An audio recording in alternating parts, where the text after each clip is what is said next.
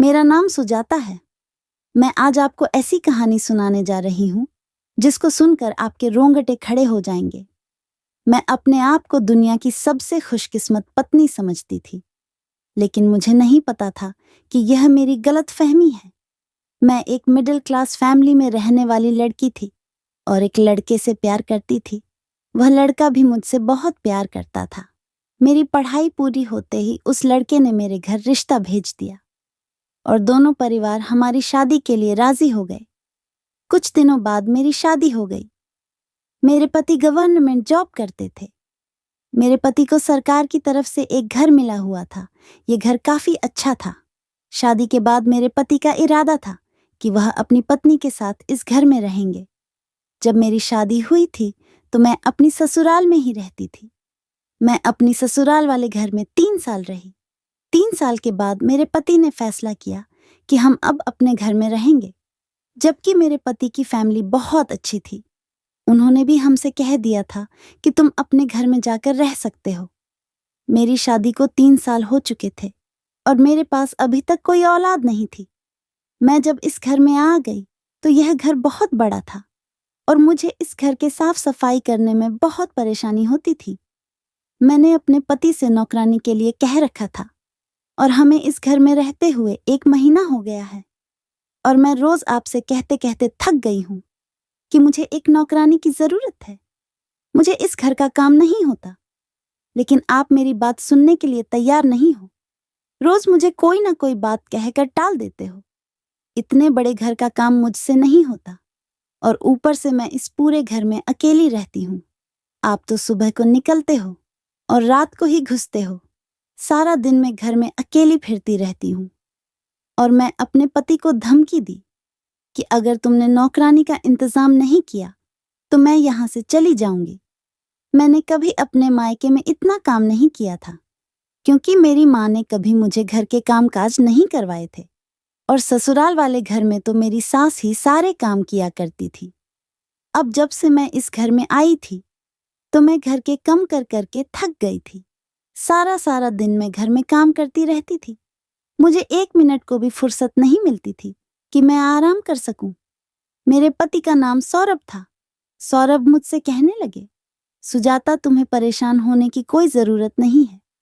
मैंने गांव से एक लड़की का इंतजाम करवा लिया है। 1 हफ्ते बाद वह लड़की आ जाएगी, लेकिन तुमसे तो सब्र ही नहीं हो रहा। फुल टाइम नौकरानी बहुत मुश्किल से मिलती है और जैसे ही वह लड़की यहाँ आ जाएगी तुम्हारी सारी परेशानियां दूर हो जाएंगी। तुम परेशान मत हो। सौरभ मुझे रोज यही बात समझकर टाल दिया करते थे। कुछ दिन बाद सौरभ घर आए तो मैंने देखा कि उनके साथ एक 18 साल की लड़की थी। उस लड़की को देखकर मुझे बहुत ज्यादा गुस्सा आ रहा था, क्योंकि वह लड़की मेरे पति के पास ही खड़ी थी। मैं सौरभ को गुस्से से देखने लगी। इतनी देर में मैं कुछ कह पाती, तभी सौरभ समझ गए थे कि मैं उनको गुस्से में देख रही हूँ। सौरभ ने मुझे उस लड़की से मिलवाया और कहने लगे कि यह सविता है और अब से यह हमारे घर के सारे काम किया करेगी और तुम्हें परेशान होने की कोई जरूरत नहीं है। इसे घर के सारे काम समझा देना। मैंने सोचा कि घर के बेसमेंट में जो कमरा है वह इसको दे दिया जाए, ताकि यह अपना सामान वहां रख लेगी और वहीं रह लेगी। अब यह तुम्हारे साथ पूरा दिन घर में रहा करेगी। अब तुम्हें भी कोई परेशानी नहीं होगी। ये सारे काम आसानी से निपटा देगी। तुम इसको इसके कमरे में ले जाओ और इसका सामान वहां पर रखवा दो। आखिर हम दोनों हस्बैंड वाइफ को भी तो प्राइवेसी चाहिए ना। सौरभ मुस्कुराते हुए मेरी तरफ देखकर यह बात कहने लगे। सौरभ की बात सुनकर मैं अपने आप को बहुत खुशनसीब पत्नी समझ रही थी। आखिर मेरे पति मेरा बहुत ख्याल रखते थे और मुझसे बहुत मजाक भी करते थे। मैंने सौरभ से कहा, जी मैं इनको सारा घर दिखा देती हूँ और काम भी समझा देती हूँ। मैंने सविता से कहा, चलो सविता, मैं तुम्हें तुम्हारे कमरे में ले चलती हूँ। सविता ने मुझसे कहा कि ठीक है मालकिन, चलिए, और मैं सविता को उसका कमरा दिखाने ले गई। सविता से कहने लगी, सविता, तुम इस कमरे में अपना सामान रख दो और उसके बाद हम दोनों के लिए एक अच्छी सी चाय बनाकर लेकर आ जाओ। उसके बाद मैं अपने कमरे में गई तो मैंने सौरभ से कहा, सौरभ, आज मैं बहुत खुश हूं और अपने आप को बहुत हल्का फुल महसूस कर रही हूं। अगर सविता घर में नहीं आती तो मैं तो इस घर के काम करते करते ही इस दुनिया से चल बसती। मेरी यह बात सुनते ही सौरभ हंसने लगे और कहने लगे, अच्छी बात है ना, तुम्हारे इस दुनिया से जाते ही मुझे दूसरी शादी करने का मौका मिल जाएगा। वैसे भी तुम्हारे जीते जी तो यह सब कुछ नामुमकिन है। दूसरी शादी के बारे में सोचकर ही मेरा दिल तो नाचने लगता है। सौरभ की बातें सुनकर मुझे उन पर बहुत गुस्सा आने लगा। मेरी गुस्से भरी निगाह देखते ही सौरभ खामोश हो गए। मैंने सौरभ से कहा, मर्द होते ही बेवफा है, पहली पत्नी के करने का इंतजार करते हैं, चाहे उनकी पत्नी उनके लिए कुछ भी कर ले, लेकिन उनके दिल में तो हमेशा दूसरी शादी करने की चाहत जागती रहती है। मर्दों को इज्जत रास नहीं होती। मैंने सौरभ को अच्छी खासी बातें सुना दी थी, क्योंकि यह पहली बार नहीं था। सौरभ ऐसे ही मुझसे छेड़छाड़ और मजाक करते रहते थे। राहुल को आदत थी मुझे छेड़ने की और मुझे चिढ़ाने की। उनको बहुत अच्छा लगता था जब मैं उनकी ऐसी बेतुकी बातों पर गुस्सा किया करती थी। सौरभ ने मुझसे कहा कि तुम तो बेवजह ही गुस्सा करती हो। तुम जानती हो कि इस घर में तुम्हारे अलावा मेरे पास कोई नहीं है जिससे मैं मजाक कर सकूं, और शायद तुम यह नहीं जानती कि मैं तुमसे कितनी मोहब्बत करता हूं। तुम्हारे अलावा किसी की तरफ नजर उठाकर भी नहीं देख सकता, फिर भी तुम इस तरह की बातें कर रही हो। मर्द बेवफा नहीं होते, बल्कि औरतें उन पर शक करके उनको बेवफा बना देती हैं, और असल में तो उसकी दूसरी शादी के पीछे पहली पत्नी का ही हाथ होता है। सौरभ की बातें सुनकर मैं सौरभ को घूरने लगी। तभी सौरभ हंसने लगे और कहने लगे, अच्छा पागल, मैं तुमसे बहुत प्यार करता हूं, ऐसी बातें मत किया करो और गुस्सा मत किया करो। गुस्से में तुम और भी ज्यादा खतरनाक लगती हो। उनके यह बात सुनते ही मेरी भी हंसी निकल गई थी और हम दोनों एक दूसरे के साथ बहुत खुश थे। मेरे पति सौरभ मुझसे कहने लगे, लगता है आज हम बातों से ही पेट भरेंगे। अरे मुझे बहुत तेज भूख लगी है, कुछ खाने का इंतजाम तो करो। मैंने कहा, ओहो सौरभ, मैंने तो आज खाना बनाया ही नहीं है। भूख से मेरा बुरा हाल हो रहा है और तुम्हें झगड़ने के अलावा कोई दूसरा काम ही नहीं है। आज का सिर्फ बातों से ही मेरा पेट भराओगी। अभी सौरभ की बात पूरी ही नहीं हुई थी कि इतनी ही देर में दरवाजे पर सविता ने दस्तक दी और कहने लगी, मालकिन खाना तैयार हो गया है। हम दोनों ने हैरानी से सविता की तरफ हंसकर देखने लगे। अपनी लड़ाई में हम दोनों यह तो भूल ही गए थे कि हमने तो नौकरानी भी रख ली है। सविता हमें हंसता हुआ देखकर हमारी तरफ हैरानी से देखने लगी। मैंने सविता से कहा, तुम जाओ टेबल सेट करो और हम आते हैं। मुझे देखकर सविता ने सर हिलाकर वहां से चली गई। मैंने सौरभ से कहा, सौरभ, हमें इस लड़की को अपने घर पर नहीं रखना चाहिए था। आखिर इस जवान लड़की की वजह से हमारे ऊपर कोई प्रॉब्लम ना आ जाए। ऐसे किसी पराई लड़की को अपने घर में रखना कहीं मुश्किल ना बन जाए। इसको यहाँ लाने से पहले आप एक बार मुझसे भी तो पूछ सकते थे। अगर आप मुझसे पूछ लेते तो मैं कभी भी जवान लड़की को यहाँ रखने की इजाजत नहीं देती। मेरी बात सुनकर सौरभ हैरानी से मेरी तरफ देखने लगे और कहने लगे, मुझे तो लगता है तुम अकेली इस घर में रह रहकर पागल हो गई हो। पहले तो तुम रोज मेरा दिमाग खराब करती थी कि नौकरानी की जरूरत है, और अब नौकरानी आ गई है तो अब तुम्हें ऐतराज हो रहा है। टेंशन मत लो, बेचारी गरीब परिवार की है, तुम्हारे सारे काम करेगी, और वैसे भी यह मेरे दोस्त के गांव से ताल्लुक रखती है। वह इस लड़की को बहुत अच्छे से जानता है। टेंशन मत लो, कोई बात नहीं होगी, बेफिक्र रहो, मैं हूं ना। और वैसे भी लड़की शादीशुदा है, इसका परिवार गांव में रहता है, इसके परिवार को पैसों की जरूरत है, इसलिए यह यहाँ पर रहेगी। इसकी जिम्मेदारी मेरे दोस्त ने ली है, तभी तो मैं इसको यहाँ पर लेकर आया हूँ। और यह तो सोचो कि आज तुम्हें ऐसे बैठे बिठाए खाना तैयार मिल रहा है, और अगर तुम्हें फिर भी इस लड़की पर कोई शक या ऐतराज है तो फिर मैं इसके जाने का इंतजाम कर देता हूँ। तुम सोच लो, लेकिन उसके बाद मुझसे फिर ये मत कहना कि मुझे नौकरानी ढूंढ कर दो, क्योंकि मुझे तुम्हारी नौकरानी ढूंढने के अलावा भी बहुत सारे काम होते हैं। रोज रोज मैं तुम्हारी ख्वाहिशें पूरी नहीं कर सकता। मैंने सौरभ से कहा, बस बस सौरभ, बहुत हो गया। अभी मैं इस लड़की को 2-3 दिन देख लेती हूँ, इस लड़की के चाल चलन कैसे हैं, और इसको लेकर अपना दिल पक्का कर लेती हूँ, तब जाके ही मैं इसको परमानेंट रखूंगी। और अब चलो खाना खा लेते हैं, खाना ठंडा हो जाएगा। ये कहकर सौरभ और मैं नीचे आ गए। आकर देखा तो टेबल बहुत अच्छे सलीके से सजी हुई थी। खाने की टेबल देखकर ऐसा लग रहा था जैसे हम किसी होटल में खाना खा रहे हैं। सौरभ ने तो उस लड़की की बहुत ही तारीफ की। सविता ने बहुत अलग अलग तरीके की खाना भी बनाई थी। खाना काफी टेस्टी था और सौरभ ने दिल खोलकर उसके खाने की तारीफ की। कहने लगे, ऐसा खाना तो मैंने सिर्फ होटल में ही खाया है, वरना घर में तो मुझे सिर्फ एक ही खाना मुश्किल से मिल पाती है। तुमने तो एक ही समय में इतनी सारे डिशेस बनाई हैं। तुम तो काफी टैलेंटेड हो। पहले ही बार में तुमने इतना बढ़िया खाना बनाया है। और सविता की सबसे अच्छी बात सौरभ को यह लगी थी कि उसने जरा भी तंग नहीं किया। पहले ही दिन उसने किचन में जाते ही सब कुछ संभाल लिया था। सौरभ कहने लगे, तुमने तो कमाल ही कर दिया है सविता। थोड़ी सी तारीफ मैं भी कर दी थी सविता की। मैंने कहा, सविता तुम बहुत समझदार लड़की हो, खाना बहुत टेस्टी बना हुआ है। पहले ही दिन तुमने मेरा दिल जीत लिया। मुझसे तारीफ सुनकर सविता बहुत खुश हुई और मुझे देखकर मुस्कुराने लगी। सविता बहुत सुंदर लड़की थी, देखने में अच्छी लगती थी, कम उम्र की थी, जवानी अभी उस पर चढ़ रही थी। उसने हाथ में काले रंग की चूड़ियां पहनी हुई थी और नाक में नथनी। वो बहुत खूबसूरत लग रही थी।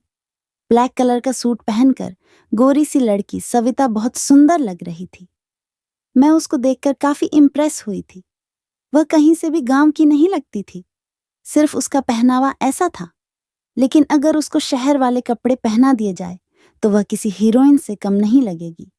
मेरे दिमाग में जब सविता की शादीशुदा होने का ख्याल आया तो मुझे तसल्ली हो जाती थी। मैं सविता की तरफ से फुल सेटिस्फाइड हो गई थी। वह अपने काम से कम रखने वाली लड़की थी और अपने कामों में बिजी रहती थी। सौरभ भी अपने ऑफिस के कामों में बिजी रहते थे, क्योंकि अब वो घर की तरफ से बेफिक्र हो गए थे।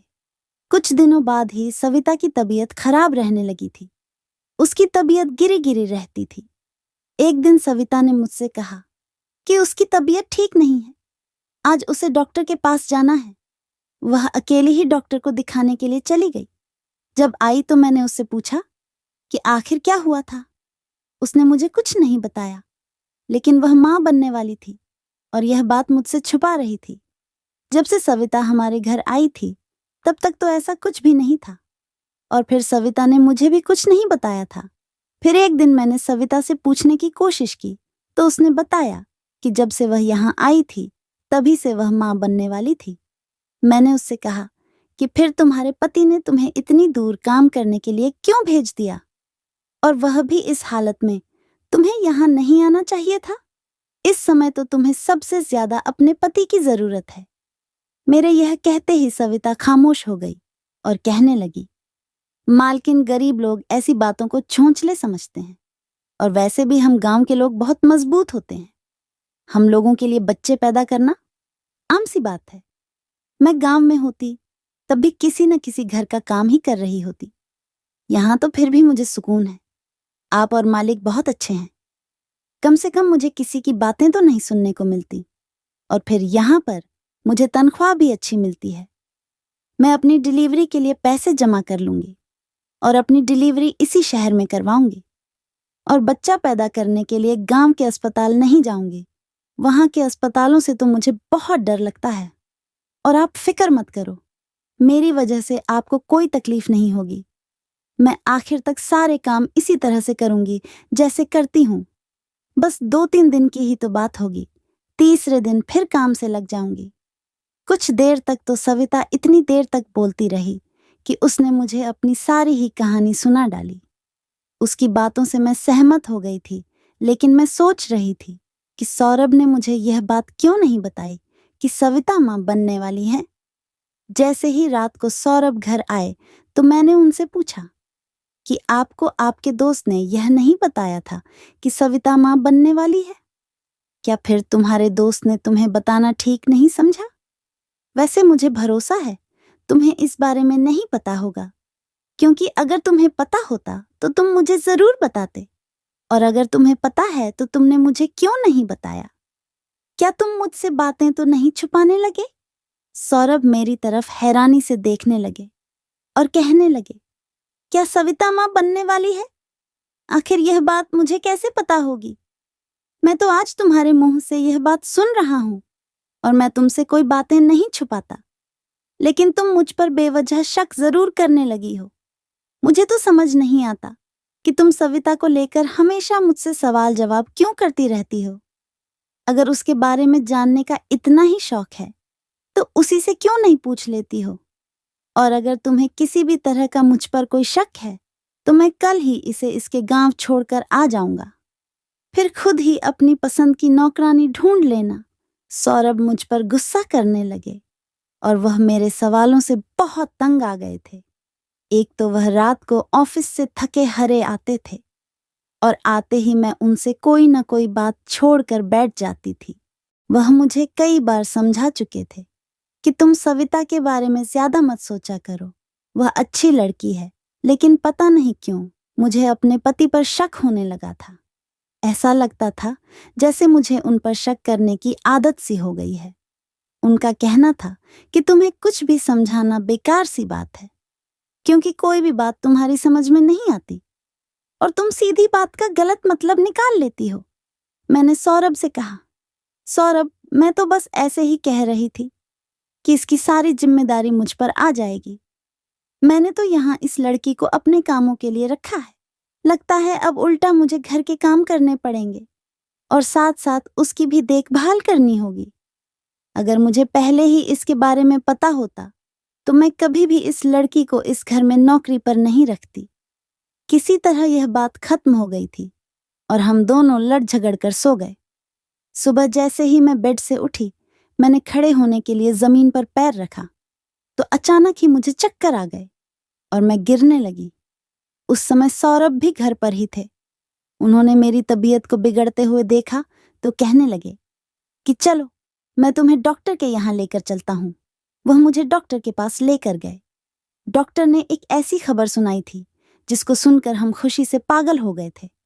डॉक्टर ने बताया कि मैं मां बनने वाली हूं। ये खबर सुनकर मेरे पति के तो पैर जमीन पर ही नहीं थे। होते भी क्यों नहीं, आखिर उनको 3 साल बाद औलाद की खुशी मिल रही थी। शादी के बाद मैंने काफी इलाज करवाए थे, लेकिन मुझे किसी भी डॉक्टर की दवाई से कोई फर्क नहीं होता था। और सौरभ के सर पर बच्चों का जुनून सवार था, लेकिन कभी मेरे पति ने मुझसे कोई ऐसी वैसी बात करके मुझे शर्मिंदा नहीं किया था। मेरे पति को ऐसा लगता था जैसे हमारी शादी को बहुत साल हो गए हैं। लोगों के बच्चे तो 10 साल भी नहीं होते, लेकिन मेरी शादी को तो अभी 3 साल ही हुए थे। इतने कम दिनों में भी वह बच्चे को अडॉप्ट करने के लिए राजी हो गए थे। लेकिन उनके दोस्त उनको यह समझते थे कि नहीं, अपना खून अपना ही होता है। सिर्फ अपने दोस्तों की इस बात से ही सोच समझकर काम लेते थे और अपने ही खून का इंतजार कर रहे थे। अब जब उनको यह खुशी मिली तो वह अपनी खुशी को शब्दों में बयान नहीं कर पा रहे थे। इस खुशी को सुनते ही सविता ने पूरे अस्पताल में मिठाइयां बंटवा दी। जैसे ही सौरभ घर पर आए तो उन्होंने सविता को भी यह खबर सुनाई और उससे कहने लगे, तुम्हें अपनी मालकिन का बहुत ज्यादा ख्याल रखना है। सौरभ मुझसे कहने लगे, देखो, तुम यहाँ बैठो और तुम्हें बेड से एक कदम भी जमीन पर रखने की जरूरत नहीं है। सौरभ कह रहे थे कि मुझे तो समझ ही नहीं आ रहा कि मैं अपनी इतनी बड़ी खुशी को कैसे सेलिब्रेट करूं। सौरभ मुझसे कहने लगे, तुम्हें सिर्फ सविता से अपना काम लेना है और तुम उसके बारे में मत सोचो। वह गांव की पली बड़ी लड़की है, उसको तो आदत है ये सब कुछ करने की। वहां की औरतें तो इस हालत में घर के 10 काम करती हैं। और तुम मेरी बात कान खोलकर सुनो, तुम्हें सिर्फ अपना ख्याल रखना है और मैं सविता से भी कह कर आता हूं कि वह सिर्फ तुम्हारा ख्याल रखें। तुम्हें किसी चीज की भी कमी नहीं होनी चाहिए। सौरभ मुझे बहुत प्यार से समझा रहे थे। उनका इतना प्यार देखकर मेरी आंखों में आंसू आ गए। वह मुझसे बहुत मोहब्बत करते थे। मैं तो अपने आप को बहुत खुशकिस्मत पत्नी समझ रही थी। आखिर मुझे इतना प्यार करने वाला पति जो मिला था, ऐसा लग रहा था जैसे जिंदगी की सारी खुशियां मेरे कदमों में आकर गिर गई हूं। मैं दुनिया की दूसरी बातें भूलकर बस अपने आने वाले नए मेहमान की तैयारी करना चाहती थी। लेकिन जब से सविता ने इस खुशखबरी के बारे में सुना था, उसका मूड ऑफ सा रहने लगा था। न जाने क्यों वह कहीं खोई हुई रहती थी। फिर मैं यह सोचकर अपना ध्यान भटका लिया करती थी कि शायद वो मेरे पति को मेरा ख्याल रखता हुआ देखकर सोचती होगी कि काश मेरा पति भी मेरा ख्याल रखने के लिए मेरे साथ होता, क्योंकि मेरे पति मेरा बहुत ख्याल रखते थे। जबरदस्ती मुझे अपने हाथों से खाना खिलाते थे और मेरी हर छोटी से छोटी जरूरत का ख्याल रखते थे। जबकि सविता को तो कोई पूछने वाला भी नहीं था। सविता की डिलीवरी का टाइम करीब आने वाला था, जबकि मेरी डिलीवरी में अभी काफी महीने थे। सौरभ मेरी गोद भराई की रस्म करना चाहते थे, इसीलिए उन्होंने मेरी ससुराल वालों को और मेरे मायके वालों को घर पर इनवाइट कर दिया था। यह सब कुछ देखकर सविता बहुत बुझी बुझी सी रहती थी, बस चुपचाप अपने कामों में बिजी रहती थी। और मुझे अपने बच्चे की इतनी खुशी थी कि मैंने सविता की तरफ ध्यान देना कम कर दिया था। जिस दिन मेरी गोद भराई की रस्म थी, उस दिन पूरे परिवार ने इकट्ठे होकर मुझे बधाइयां दी। सभी लोग बहुत खुश थे। सबने खाना खाया और खाना खाने के बाद सब एक साथ बैठकर बातें कर रहे थे। मेरी ससुराल वालों का कहना था कि मेरा यहाँ पर अब अकेले रहना ठीक नहीं है, लेकिन सौरभ ने उनसे कहा कि नहीं, वो मुझे अपने साथ इसी घर में रखना चाहते हैं। उनकी जिद के सामने सारे घर वाले खामोश हो गए। सब लोग जानते थे कि सौरभ बहुत जिद्दी है, इसीलिए उन्होंने सौरभ को ज्यादा समझाना ठीक नहीं समझा। सब लोग आपस में बैठे हुए बातें ही कर रहे थे कि इतनी ही देर में कुछ ऐसा हुआ जिसको देखकर सबके रोंगटे खड़े हो गए और खुशी का माहौल गम में बदल गया। पता नहीं था, अचानक बैठे बिठाए कुछ ऐसा हो जाएगा कि सारी खुशियां दुख का रूप ले लेंगी। सविता सबके लिए चाय बनाकर सीढ़ियों से नीचे उतर रही थी कि अचानक ही सीढ़ियों से उसका पैर फिसल गया और वह सीढ़ियों से नीचे गिरकर बेहोश हो गई। उसके सर से काफी खून भी बह रहा था। तभी सौरभ उसे अस्पताल लेकर गए और सौरभ ने किसी को भी अपने साथ जाने नहीं दिया। उनका कहना था कि इस तरह मामला काफी बिगड़ सकता है, इसलिए किसी का जाना ठीक नहीं होगा। सौरभ को गए हुए बहुत देर हो गई थी और मेहमानों को भी अपने घर वापस जाना था। मैंने सारे मेहमानों से कहा कि आप लोग बेफिक्र होकर चले जाइए, सौरभ कुछ ही देर में आ जाएंगे। मेरी कुछ देर पहले ही उनसे फोन पर बात हो गई है और सब कुछ बिल्कुल ठीक है। परेशान होने की कोई जरूरत नहीं है। यह बात सुनकर वह जाने के लिए तैयार हो गए और मेरी सास ने मुझसे कहा कि सुजाता बेटा, अपना बहुत ख्याल रखना और जैसे ही सौरभ घर पर आ जाए तो हमें फोन करके बता देना। और हाँ, तुम अपनी नौकरानी को उसके घर भेज दो। बेचारी अब पूरे दिनों से है, उसे आराम की जरूरत है। तुम्हारी तबीयत भी तो खराब है, उसकी टेंशन लोगी तो अपनी तबीयत और भी ज्यादा खराब कर लोगी। उसके पति को बुलवाओ और उसे वापस भेज दो और कहना कि डिलीवरी के बाद उसे खुद आकर यह पर छोड़ जाए। मैंने अपनी सास से कहा कि ठीक है मम्मी जी, मैं ऐसा ही करूंगी। मैं तो खुद भी यही चाहती थी कि अपने इन दिनों में सविता अपने गांव चली जाए। वैसे भी इस वक्त उसकी हालत घर के काम करने वाली नहीं थी, बल्कि मैं उससे कई बार कह भी चुकी थी कि तुम अपने गांव चली जाओ, लेकिन वह हमेशा ही मुझे टाल दिया करती थी। जब सारे मेहमान घर से चले गए तो उनको दरवाजे पर छोड़कर अपने कमरे में आकर बैठ गई। मैं बार बार सौरभ को फोन किया जा रही थी। जैसे जैसे वक्त गुजरता जा रहा था, मेरी परेशानी और भी ज्यादा बढ़ती जा रही थी। रात के 3 बज गए थे और उन्हें गए हुए 5 घंटे हो चुके थे। मैं हर थोड़ी देर के बाद सौरभ को फोन करने की कोशिश कर रही थी, लेकिन उनका फोन स्विच ऑफ जा रहा था और मुझे सौरभ का इंतजार करते करते नींद आ गई। जैसे ही मेरी आंख खुली तो मैं डर गई, ये देखकर कि सौरभ मेरे सामने खड़े हुए थे। मैंने सौरभ से कहा कि क्या हुआ, तुमने इतनी देर क्यों लगा दी घर आने में? और सविता कहाँ है? सविता ठीक तो है ना? कहाँ है वो, मैं उससे मिलकर आती हूँ। ऐसा ना हो उसे किसी चीज की जरूरत हो। और मैं उससे मिलने जाने लगी। इतनी ही देर में सौरभ ने मेरा हाथ पकड़ लिया और अपने सीने से लगा लिया। वह मुझसे कहने लगे कि शांत रहो सुजाता, सविता अब इस दुनिया में नहीं रही। यह सुनकर मैंने सौरभ से कहा, यह तुम कैसा मजाक कर रहे हो? सौरभ ने मुझसे कहा, मैं तुमसे मजाक नहीं कर रहा हूं, बल्कि मैं तो सच कह रहा हूं। मैंने कहा, सविता कैसे मर सकती है? उसका बच्चा कहाँ है? मुझे तो यकीन ही नहीं आ रहा था कि हंसती मुस्कुराती हुई सविता ऐसे भी मर सकती है। सौरभ ने मुझे बताया कि उसका बच्चा पेट में ही मर गया था और उसके सर पर भी गहरी चोट लगी हुई थी, जिसकी वजह से उसकी मौके पर ही मौत हो गई थी। यह सुनकर तो जैसे मेरे होश ही उड़ गए थे और उन्होंने मुझे बताया कि अभी मैं उसका क्रियाकर्म करके आ रहा हूं और मैं बहुत डर गया था। अगर पुलिस को यह खबर लग जाती तो मेरी नौकरी खतरे में पड़ सकती थी और मेरी सारी जिंदगी अदालतों के चक्कर लगा लगा कर गुजर जाती। लेकिन फिर भी मैं अपने आप को बेकसूर साबित नहीं कर पाता। ये सब सुनकर तो मैं अभी ज्यादा परेशान हो गई थी। मैंने सौरभ से कहा, सौरभ, अगर उसके घर वाले हमारे घर आ गए तो हम क्या करेंगे? उनको क्या जवाब देंगे कि सविता कहाँ गई है? सौरभ ने मुझे तसल्ली दी और कहने लगे कि फिक्र मत करो, सब कुछ ठीक हो जाएगा, मैं सब संभाल लूंगा, बस तुम किसी से सविता के बारे में नहीं कहोगी। मैंने कहा, ठीक है, मैं उसके बारे में किसी को नहीं बताऊंगी। सविता की मौत पर मैं बहुत ज्यादा अफसोस में थी और दिन रात रोती रहती थी। आखिर हंसती मुस्कुराती हुई सविता ऐसे अचानक इस दुनिया को छोड़कर कैसे जा सकती है?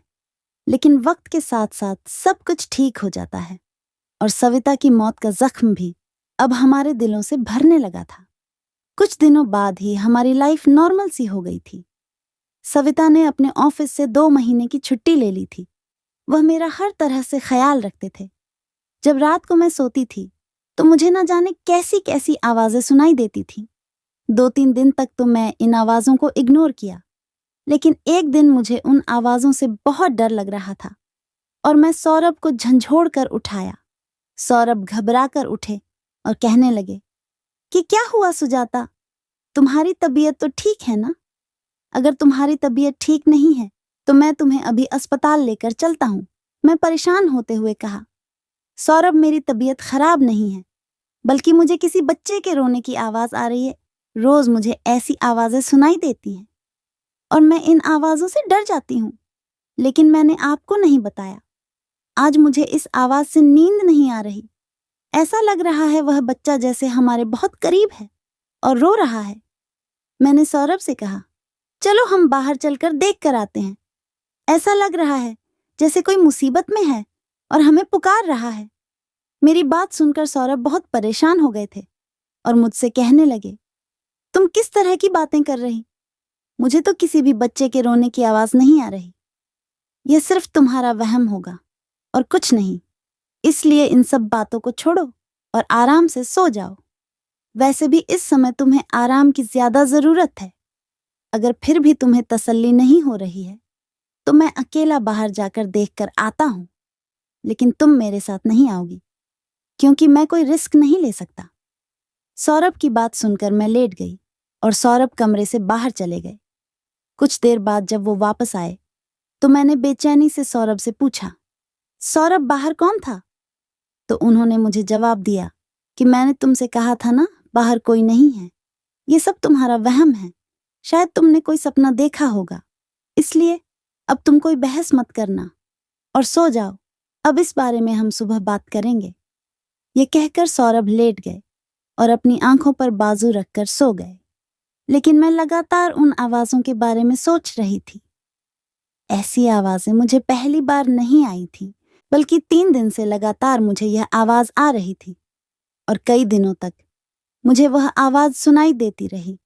मैंने हर बार सौरभ को बताने की कोशिश की कि कोई बच्चा रोता है, लेकिन हर बार उन्होंने मेरा वहम कहकर मुझे टाल दिया और मैं भी सोच लेती थी कि हो सकता है यह मेरा वहम ही होगा, क्योंकि अगर वाकई बच्चे के रोने की आवाज होती तो जरूर सौरभ को भी सुनाई देती।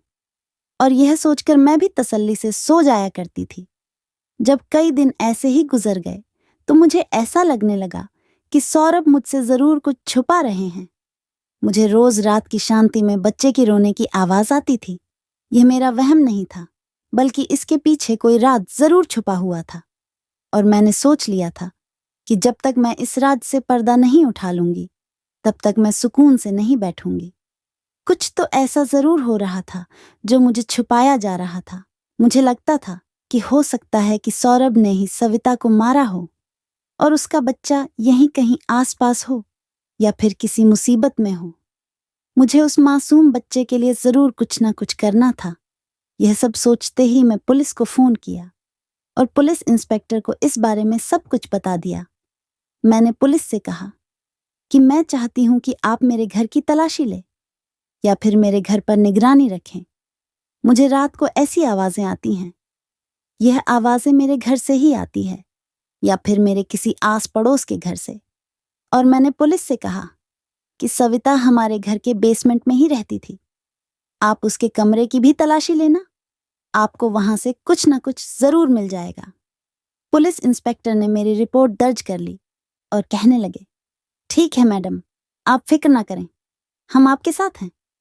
आपके पति को इस बारे में कुछ नहीं पता चलेगा और रात को हम आपके घर की तलाशी लेने जरूर आएंगे।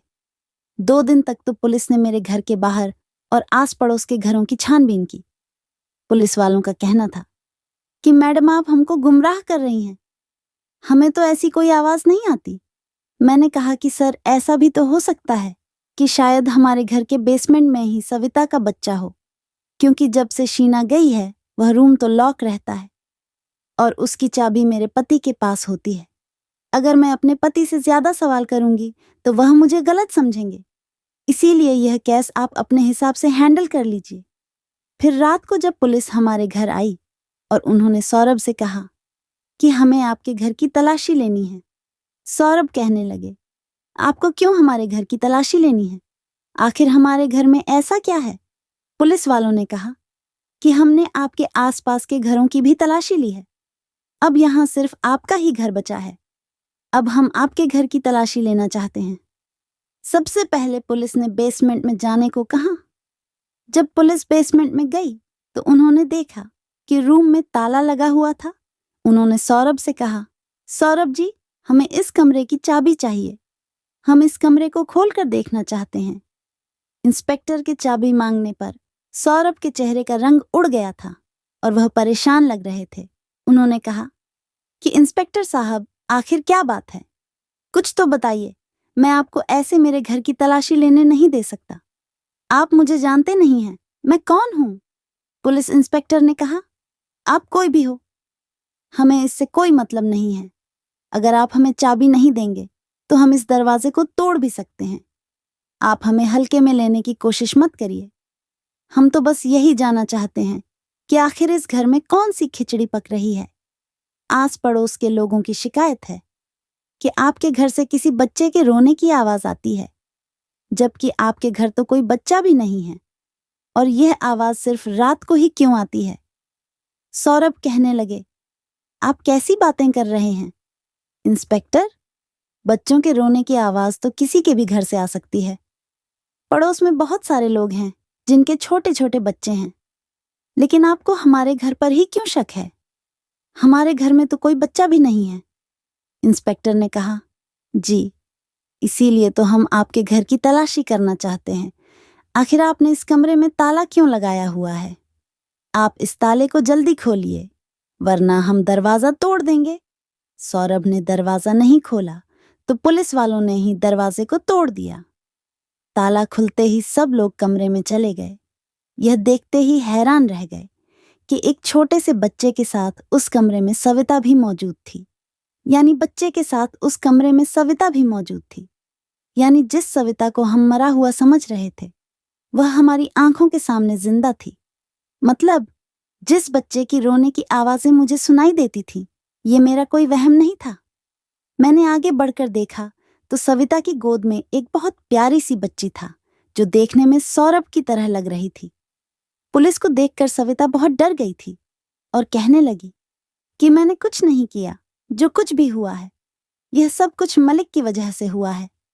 मैं तो बस उनके हुक्म की गुलाम थी, इसलिए जो कुछ वह मुझे कहते थे मैं सब वही किया करती थी। पुलिस वालों ने उससे कोई सवाल नहीं किया था, लेकिन फिर भी वह जवाब दिए जा रही थी। सविता कहने लगी, मैं आप सब लोगों से हाथ जोड़कर माफी मांगती हूँ। मुझे माफ कर दीजिए। भगवान के लिए मुझे और मेरी बेटी को जाने दीजिए। इसमें मेरा कोई कसूर नहीं है। मैं तो खुद यहाँ इतने दिनों से कैदी बनकर रह रही हूँ। ये कहकर सविता फूट फूट कर रोने लगी। मैंने आगे बढ़कर सविता को गले लगाया और खामोश करवाने की कोशिश करने लगी। मुझसे सविता का रोना नहीं देखा जा रहा था। पुलिस ने सौरभ से कहा कि सौरभ जी, अब आप सब कुछ यही बताएंगे या फिर हम आपको थाने लेकर चलें। इस बात से सौरभ बहुत डरने लगे और कहने लगे, मैंने किसी के साथ भी कुछ गलत नहीं किया है। मैं क्या करता? मेरे हालात ऐसे हो गए थे कि मुझे यह सब कुछ करना पड़ा। और आप सविता से पूछ सकते हैं, मैंने उससे जबरदस्ती शादी नहीं की और ना ही मैंने उसके साथ कोई जबरदस्ती की थी। यह खुद अपनी मर्जी से मुझसे शादी करके यहाँ आई थी।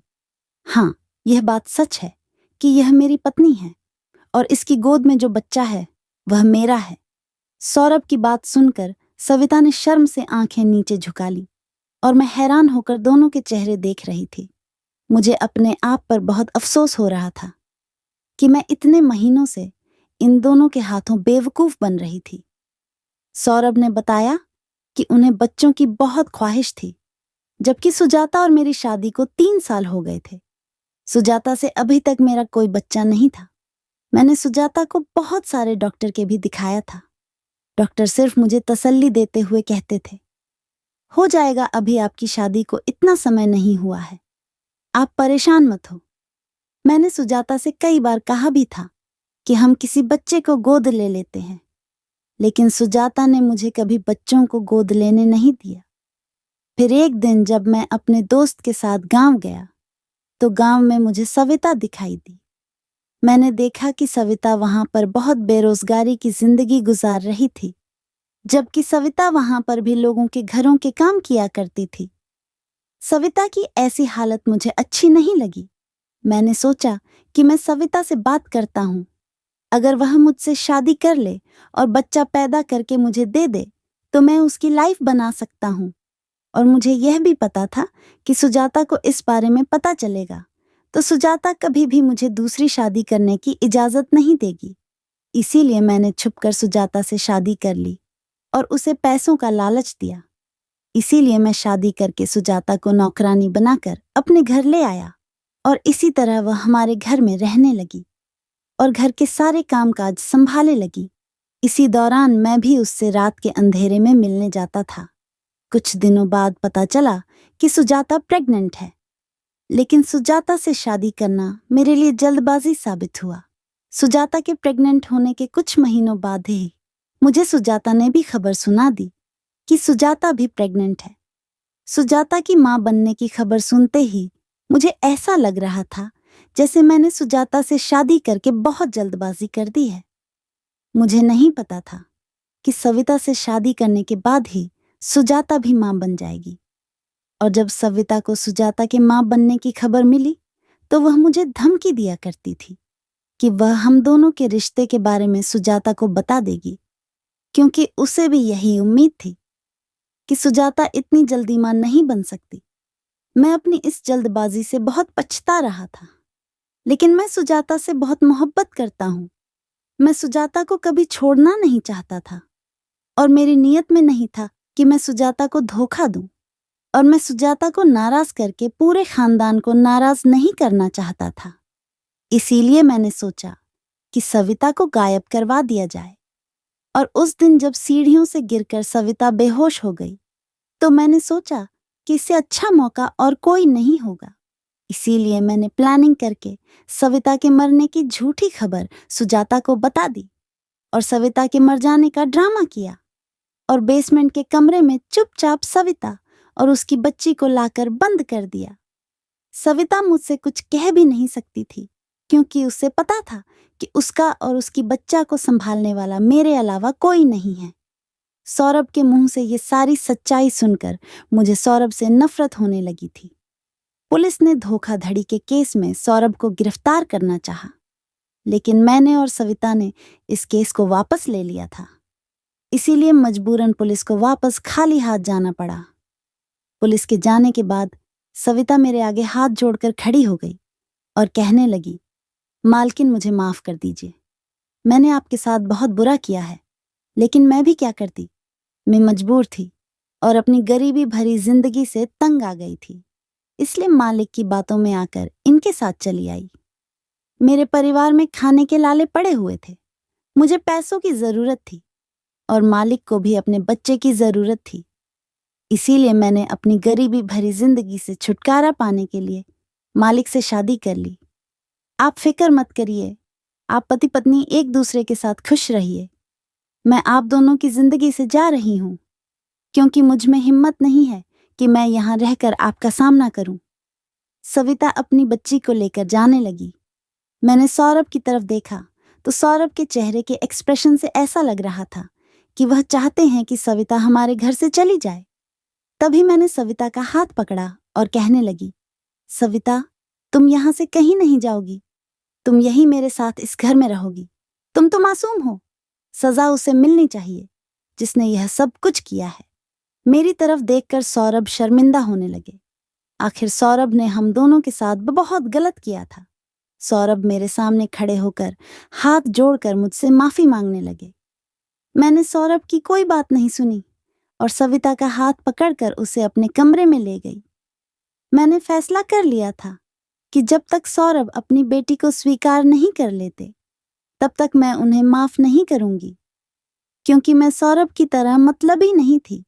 मैं चाहती तो उसी समय सविता को घर से बाहर निकल सकती थी, लेकिन मैं उस बेकसूर के साथ नाइंसाफी नहीं कर सकती थी और उन दोनों माँ बेटी के सर से इज्जत की छत नहीं छीनना चाहती थी। कुछ दिनों बाद ही सौरभ ने अपनी बेटी को एक्सेप्ट कर लिया था और मैं भी माँ बन गई थी। मैंने भी एक बेटी को जन्म दिया था। जिस दिन मेरी बेटी पैदा हुई थी, उस दिन अचानक कि सौरभ को हार्ट अटैक आया था। उस दिन सौरभ भी अस्पताल में भर्ती थे। अचानक ही सौरभ की इतनी तबीयत बिगड़ गई थी कि सौरभ इस दुनिया से चले गए।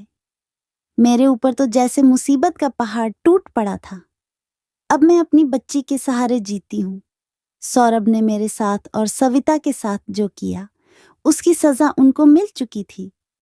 सौरभ की मौत के बाद सविता अपनी बेटी को लेकर गांव चली गई। दोस्तों, वीडियो कैसा लगा कमेंट करके जरूर बताना। वीडियो को लाइक और चैनल सब्सक्राइब कर देना।